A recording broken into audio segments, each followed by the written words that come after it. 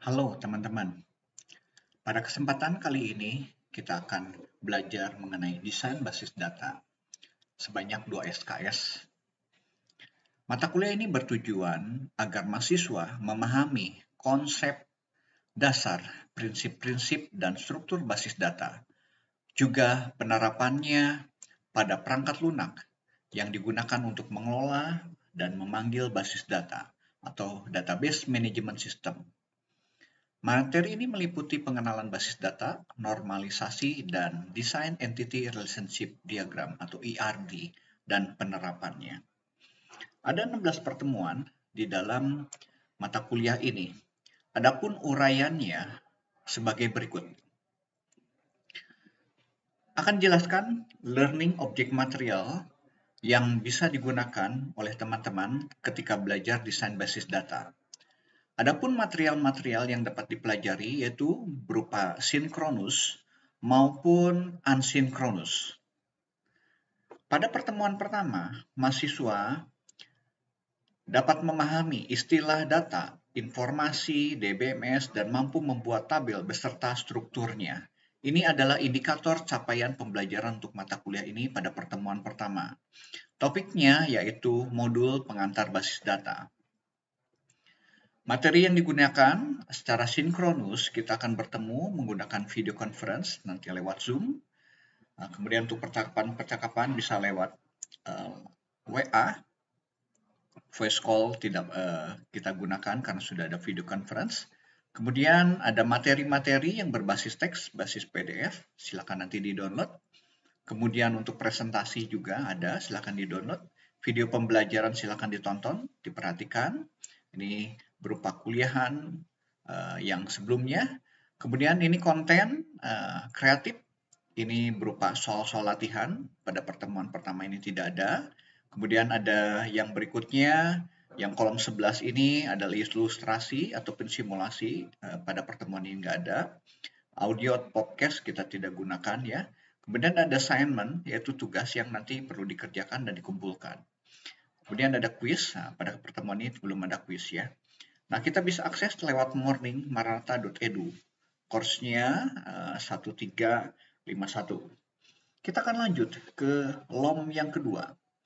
Pada LOM kedua, indikator capaiannya adalah mahasiswa dapat menjabarkan konsep model basis data dan basis data. Ada materinya, silakan diambil, di-download, kemudian pertemuan lewat Zoom, ya, kemudian live chat, silakan untuk bertanya, kemudian ada materi berupa teks, ada berupa PPT, ada video pembelajaran, ada konten kreatif, ini berupa latihan-latihan soal kecil, silakan dikerjakan. Juga ada ilustrasi, ada assignment, kemudian ada quiz juga.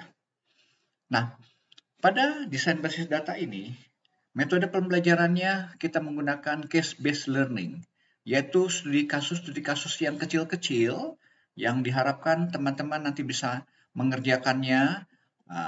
Kasus-kasus ini beberapa diambil dari materi-materi ataupun dari industri, ya, supaya teman-teman bisa mengenal nih kira-kira industri apa yang menggunakan basis data dan kita pun dapat merancang basis data untuk industri tersebut. Nah, pertemuan berikutnya kita menggunakan case-based learning. Nah, untuk UTS dan UAS kita menggunakan project-based learning. Jadi project kasusnya lebih kompleks lagi. Kita masuk ke pertemuan 3. Pertemuan ketiga, mahasiswa diharapkan dapat menjelaskan konsep dasar mengenai entity relationship atau relasi antar entitas. Silakan learning object material bisa digunakan. Kemudian pertemuan 4, mahasiswa dapat mengevaluasi constraint dan jenis key. Materi silakan bisa di-download, juga nanti ada pertemuan secara online juga. Pertemuan kelima, mahasiswa dapat mengidentifikasi varian relasi dan weak entity. Pertemuan 6, mahasiswa akan membuat model ER dari contoh kasus yang diberikan. Pertemuan 7, implementasi menggambarkan model ER untuk contoh kasus yang sudah diberikan. Pertemuan 8, ada ujian tengah semester. Teman-teman nanti akan mengerjakan studi kasus project based learning, yaitu mendesain basis data berdasarkan soal-soal yang diberikan. Pertemuan 9, mahasiswa dapat memahami konsep normalisasi tipe ke-1 dan tipe ke-2.